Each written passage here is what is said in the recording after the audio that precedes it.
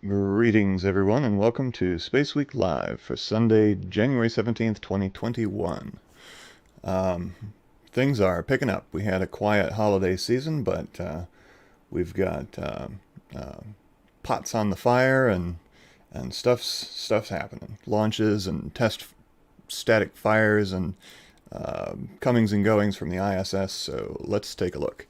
This past week, on Tuesday, let me see here.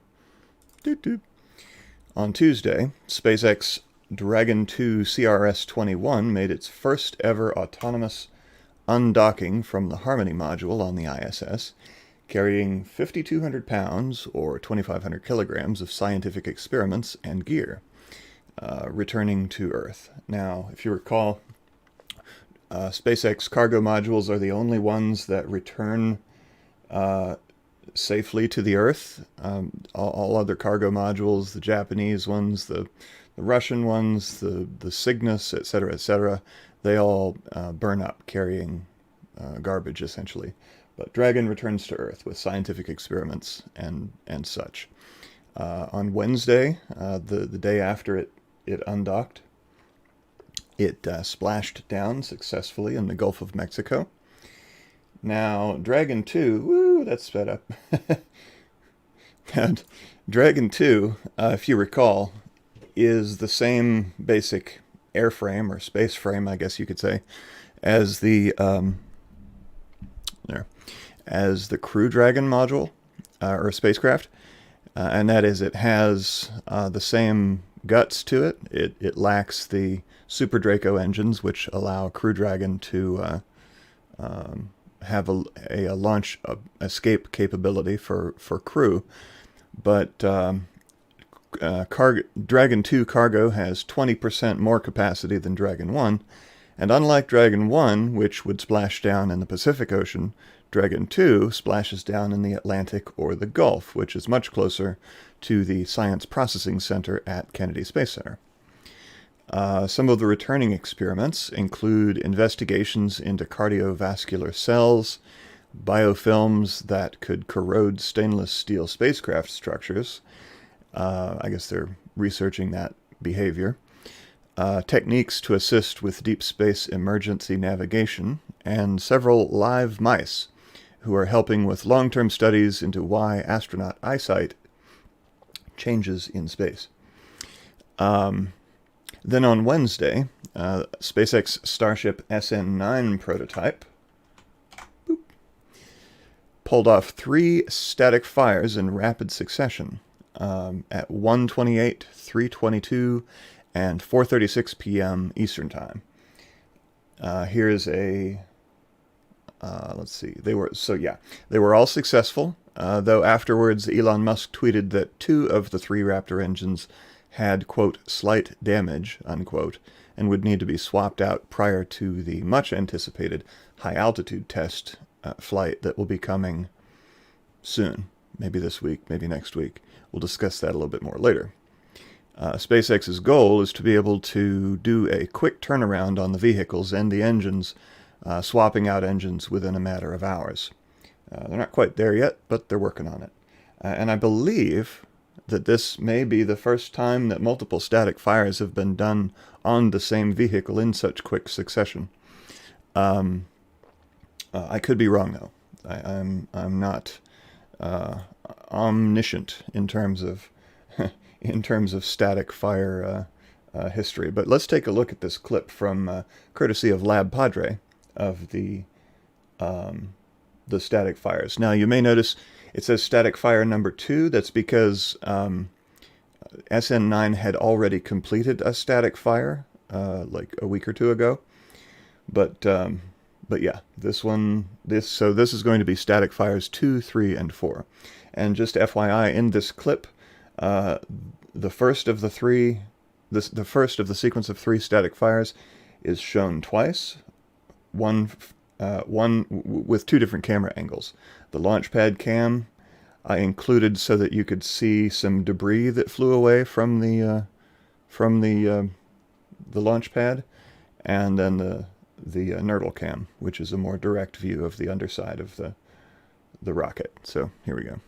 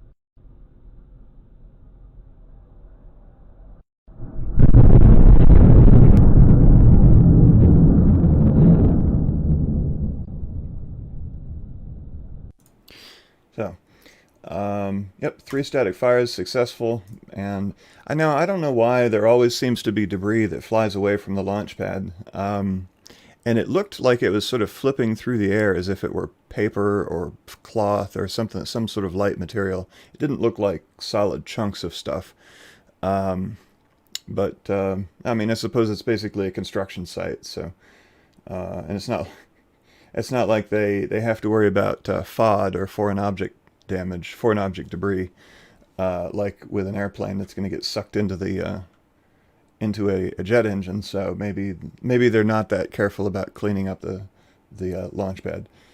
But anywho, then on Thursday, Blue Origin's new Shepard launched with Mannequin Skywalker. Yes, Mannequin Skywalker. A dummy that they sometimes put on their flights.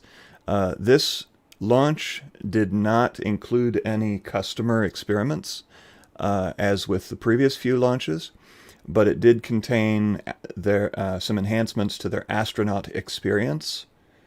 So, control surfaces and enhancements to the crew capsule that they wanted to gather some test data on prior to anticipated human launches later this year, as well as a bunch of postcards that they sent up on the flight that they'll be distributed to you know, students and things like that.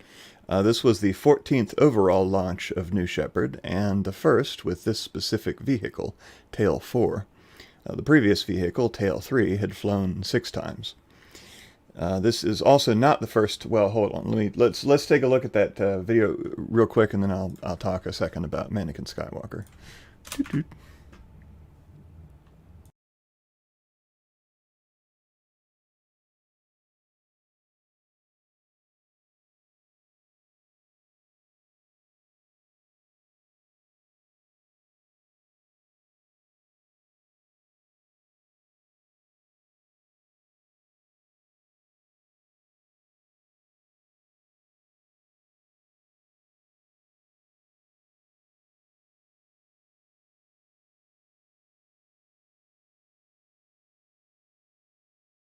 Look at her go. Mission Control has confirmed New Shepard has cleared the tower on her way to space from launch site 1. That's interesting.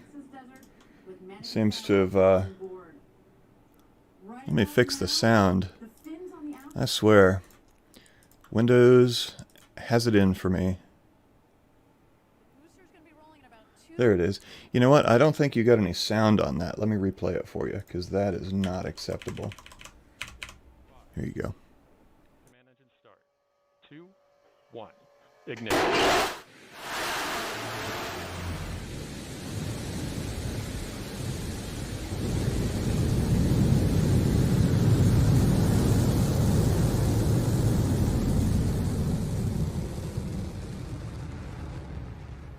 Oh yeah, look at her go.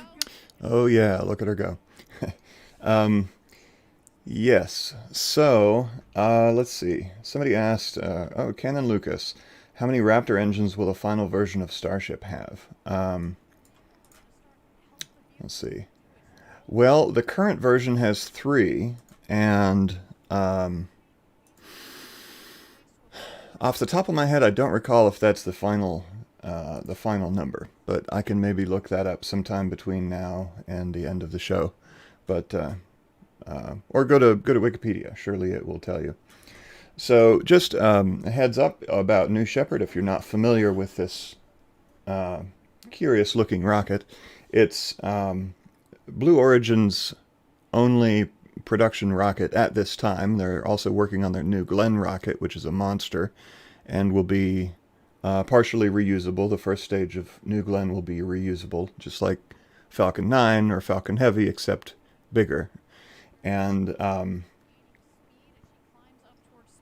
okay, yeah, Evan McGregor's saying 6 Raptor engines on Starship, so thank you. Anyway, New Shepard is a suborbital rocket. It does not achieve orbital speeds. It boosts straight up to an altitude of about 107 kilometers, or just past the Kármán line, which is the internationally recognized boundary of space, although I think in the United States you can get your astronaut wings at a somewhat lesser altitude. So it flies straight up. The main engine cuts off. The crew capsule separates from the booster, and and the crew capsule continues just ballistically up to the apogee altitude, at which point gravity starts pulling it back. I mean, gravity is always pulling on it, but at which point gravity wins, its ascent halts, and it begins to fall straight back down. The booster lands itself, which we'll see here.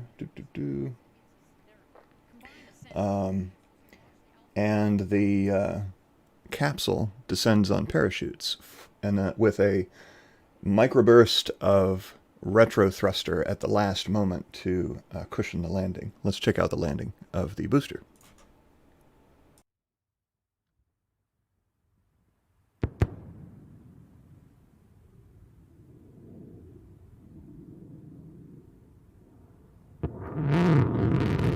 Engine restart. Landing gear deployed.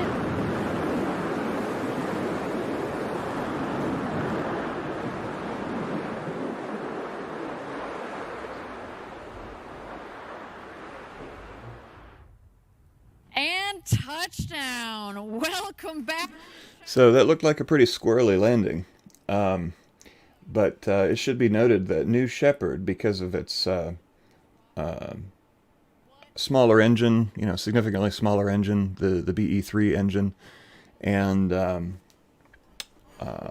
thrust to weight ratio, New Shepard is able to hover, whereas the Falcon 9's Merlin engine, they only get one chance to land it. So New Shepard, they can sort of hover it around and reorient it, and then land it.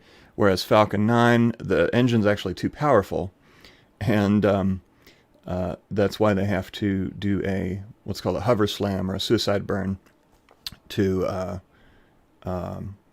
time it very precisely so that the rocket reaches approximately 0 kilometers per hour descent speed at the moment that it touches down. Yeah, so congrats to Blue Origin on another successful flight. They have thus far had 0 failures with their New Shepard vehicle. Now, Mannequin Skywalker. This is not the first time that Mannequin Skywalker has rode on a New Shepard. Back in 2017, Blue Origin posted a pretty sweet launch to landing video from inside the crew capsule with Mannequin Skywalker chilling in his seat. Now, since then, I don't think they've shown us any views from inside the capsule. It's possible that maybe that, like during their live streams, they don't show the view from inside the capsule. A lot of people complain about that. It may be because they want people to buy a ticket, which is going to be too expensive for most folks. Or maybe they just, because they're basically test flights, maybe they don't want to put the extra effort into, coordinating whatever, setting up the live video feeds from the craft. I don't know. But in any case, here's a view of Mannequin Skywalker ascending in the New Shepard. This is sped up a little bit by a factor of 2.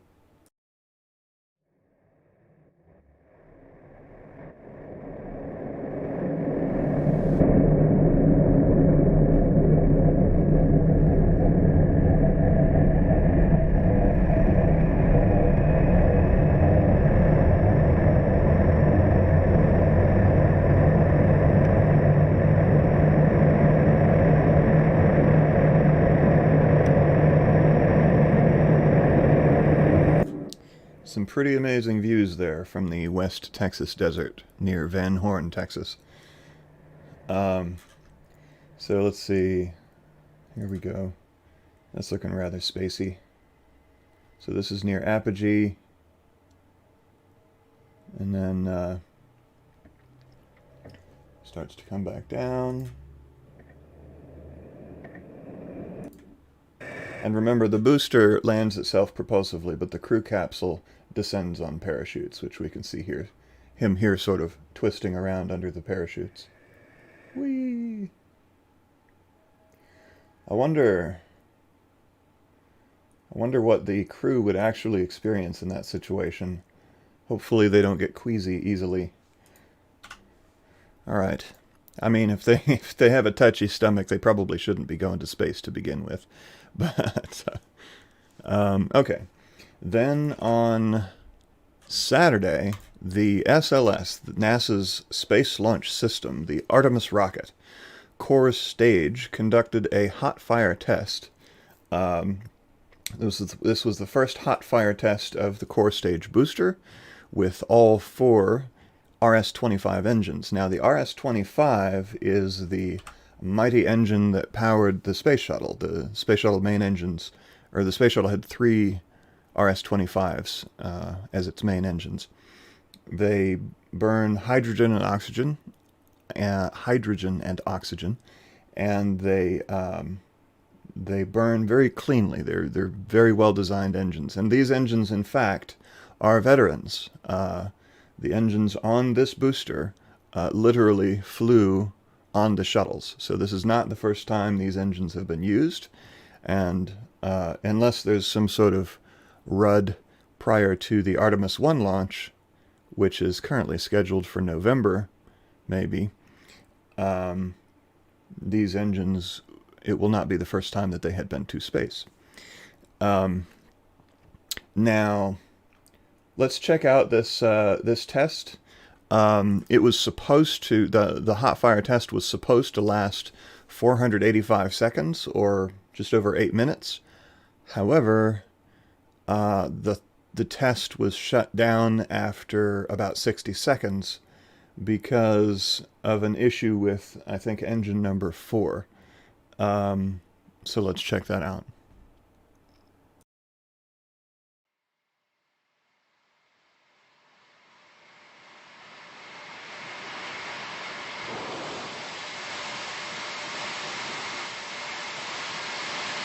Turn off your engine, sir. And we're in the press count. Engine start. We're in the press count. Call for south, please continue to monitor your system. And grass is in control.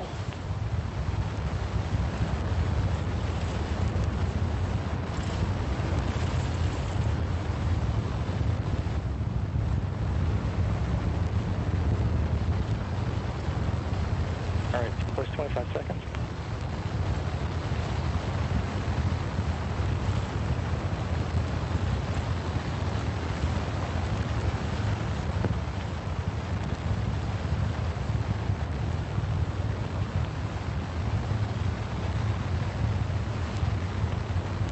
TDRA, we did get an MCF on engine 4. Copy that, but we're still running. Still got 4 good engines, right? Copy that.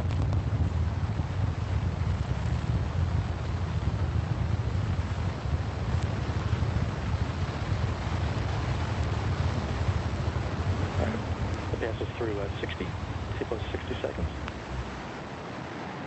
Get into our first gimbal profile. DTG, SFC. Go, sir. I do see some PCC violations on the rest. And we got a shutdown. Okay, all personnel. Shutdown, looks like let's all go to page 656. Page 656, please.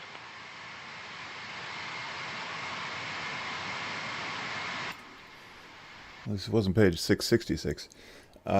So yeah, they had a premature shutdown, and Cliff Feldman. So it is not known exactly what happened. At least I have not seen information on exactly what happened, but it's not particularly good. It's unclear whether the engine was damaged. It's unclear whether this might affect the Artemis 1 schedule, push back the launch date. But so partially successful, but incomplete static fire test of SLS. All right. So let's see. Oh yes, and today, let me switch back here.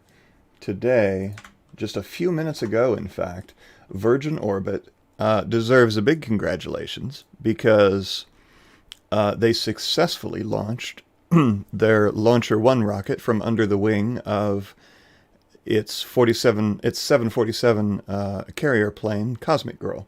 Now, the last time they attempted this, a few months ago, was not successful. The rocket was released from its carrier plane, engine ignited, and then shortly thereafter the engine, there was an issue with the engine, and it failed. But this time, everything appears successful. So this was literally just a few minutes ago. So let me refresh this. Upper stage still on track, systems looking nominal, and that was as of 10 minutes ago. So congratulations to Virgin Orbit. They've been working on this for a while. So they posted some photos a little earlier, if I can find them. There we go. So here we see the Launcher 1. Hold on a sec. Let me fix my capture cursor. Can you see my cursor? There's my cursor. All right. So here we see the Launcher 1 rocket under the 747 Cosmic Girl carrier plane, I should say. So, yeah, congrats to Virgin Orbit for that one. Now, looking ahead to this week, may be launching on Monday, January 18th at 2:30 a.m. Eastern, 7:30 a.m. GMT, is Electron, a Rocket Lab Electron rocket with the Another One Leaves the Crust mission. It was supposed to launch yesterday, Saturday, but there was a sensor issue and they had to scrub.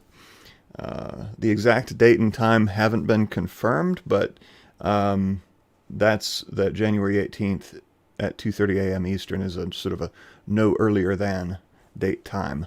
So, as with all launch schedules, it is highly variable and likely to change, so stay tuned for that one.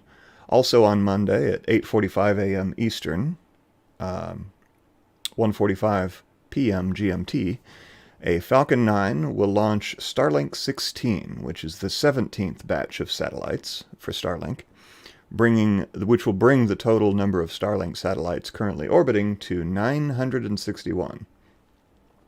Then on Tuesday, January 19th at 11:25 a.m. Eastern, 4:25 p.m. GMT, a Chinese Long March 3 will launch the Tiantong 103 into geostationary orbit. And being a Chinese launch, there will not be live coverage of that one.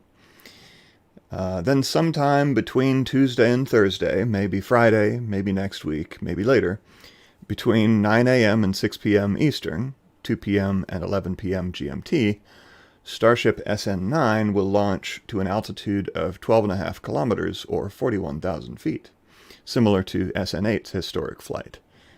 However, this one will hopefully have a successful landing.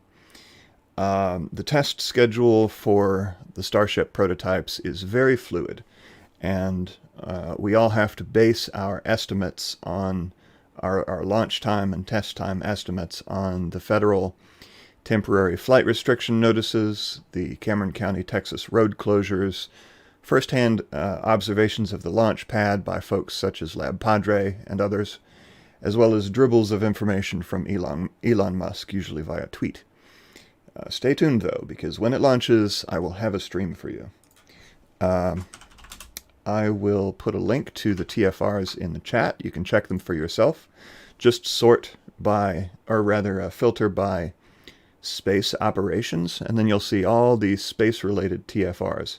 Now, I showed you TFRs for last week, but let me just real quick take another look. Okay, so we got tfr.faa.gov. Go to type space operations, and then sort by description, so it groups the locations together. Brownsville, Texas. These are going to be your Starship TFRs. And so we have a bunch of different ones. We have Tuesday, Wednesday, Thursday. Those are the dates I mentioned. I've also seen references to Friday, but there's no TFR for that. Then we have this long TFR from December 31st through February 28th. But if you look at the details for that, scroll down here, altitude from the surface up to and including 1,800 feet, mean sea level. Then we have this one from Monday, January 18th through Thursday, January 21st. If we look at this one, it's from the surface up to and including 7,200 feet MSL. So we have a variety of TFRs encompassing different altitudes above the ground. But then the Tuesday, Wednesday, Thursday ones, if we look at these are from surface up to unlimited. So these are the real deal. These are for the ones that matter for the test flight, because that will be to 41,000 feet. All right, now back to me. Let's see. Oh yes, the schedule.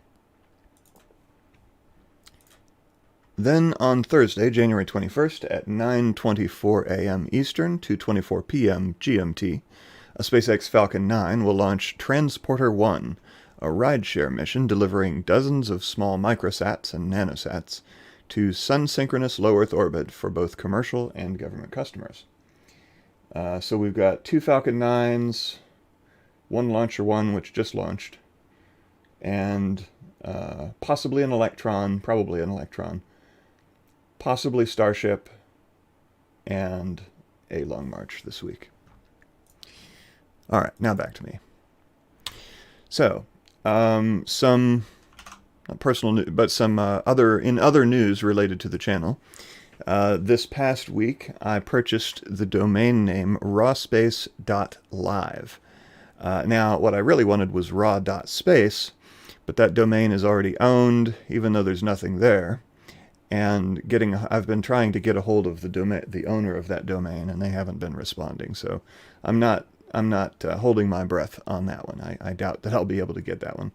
But there's no website yet, but I have purchased the domain. It's mine, at least for the next 3 years. And domains are not that expensive, so I'll probably just keep it as long as this channel is here. No news at all on when I might have a website assembled and put up there, but at least I have the domain, so thinking for the future. I wanted to go ahead and grab that so that I don't lose the opportunity to own that domain, because it's a pretty good one, rawspace.live. In fact, I also purchased rawspace.net, just to cover my bases. But anywho, also, and this is, I made a judgment call. So the channel is monetized, as you're probably aware. That is to say, advertisements sometimes appear on videos, and sometimes those advertisements appear because there's a copyrighted song in the video, and then the proceeds from those, a portion of the proceeds from those ads go to the copyright holder. Other times, such as with this video, if an advertisement appears, then a portion of those proceeds come to me. But I made a judgment call, and I removed the monetization from the Starman stream. Now, I only monetized it because my justification for that was because I had spent a lot of time in order to put together the live statistics that show up on Starman, so the speed and distance numbers that appear in the corner of the stream. But the thing is, whenever I go to my own Starman stream and I see an advertisement, it irritates me. So if my own advertisements are irritating me, then chances are that the advertisements are also irritating my other viewers, and I don't want to do that. I want Starman to be a fun place to come and hang out, not a place where you go and get bombarded with ads. So I removed the monetization from that. However, this channel does still take a lot of work. So if you would like to show your appreciation, then you can become a member by clicking the join button. You can submit super chats or super stickers. You can become a Patreon. You can even donate via PayPal, or you can buy merch, which is I have a couple different designs. I have plans for additional designs for t-shirts and mugs and things like that. But that's purely if you're interested in contributing. So just wanted to put that out there. Now, questions. Please go ahead and submit your questions. As Chris V has mentioned, make sure to tag my name, rawspace, so that we're sure to see them. And I will now take a look and see what questions have already been asked. All right. And by the way, Friday Ray, thank you very much.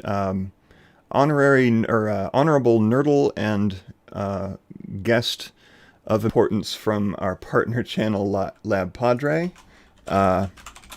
which I will link here. They provide an excellent and active community of space lovers and provide live 24/7 views of the SpaceX launch facility in Boca Chica, Texas. So, all right. We answered the question about Raptor engines on Starship. There will be 6. Currently there are 3 on the prototype. Maria Kutujan asks, what means the feather logo on the Blue Origin rocket? So on New Shepard, there's a giant feather. That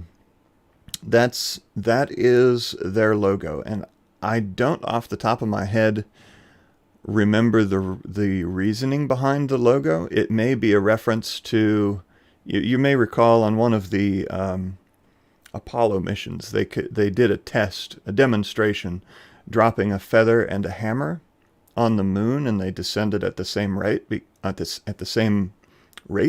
they hit the surface at the same time, because there's no air resistance up there. The moon is in a vacuum.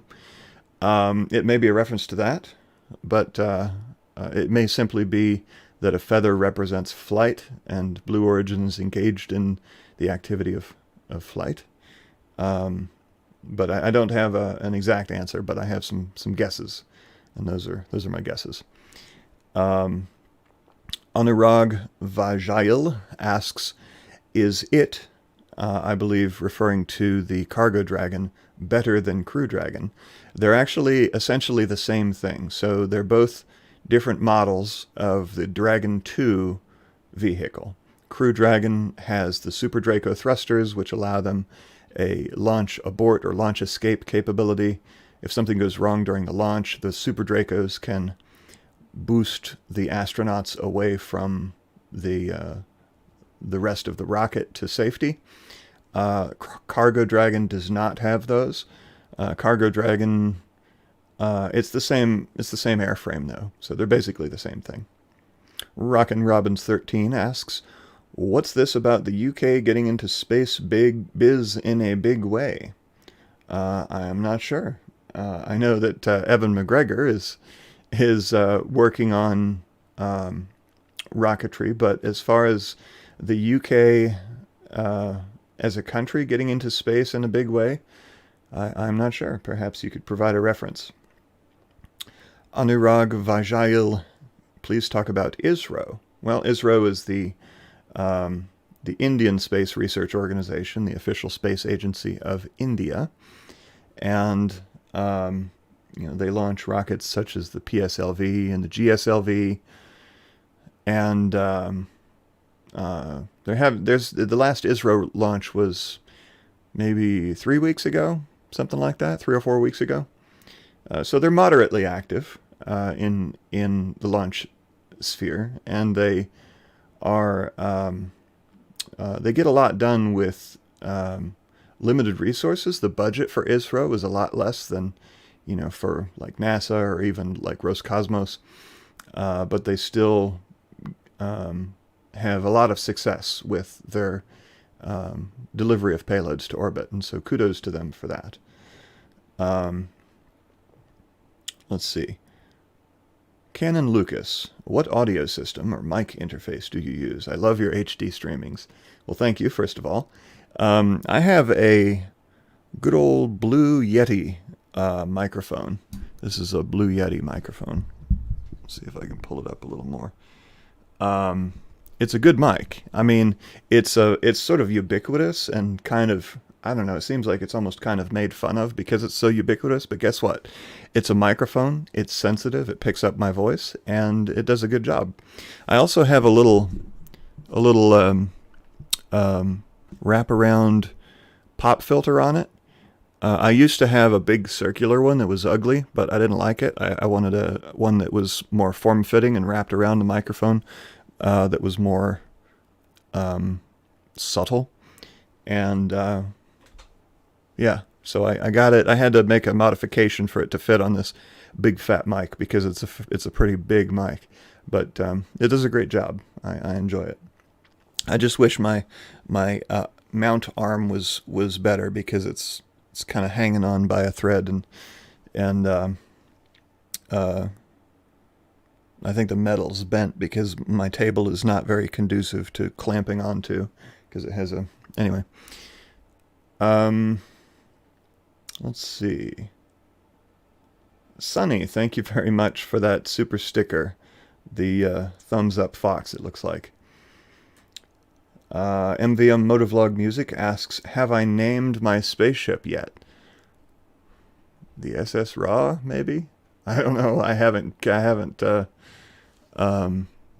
that much thought. You know what? Doop. There. I think it was MVM said Bennu is blocked by the mic. He needs a new home. So there's Bennu peeking through the window. He's out in space. Bennu's a very resilient cat. He can breathe in vacuum. Bennu is my cat. I named him after the asteroid that we fairly recently visited. All right, back to the live stream. Oh, Friday, thank you again for that donation. That was for the space kitty known as Bennu. I'll make sure to get him an extra toy with that. All right.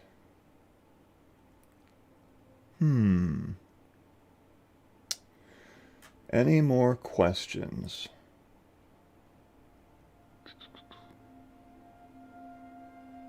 Okay, so I guess that will wrap it up for this week. Thank you all for coming. I'm appreciative as always. Until next time, keep it raw, and I'll see you in the next stream.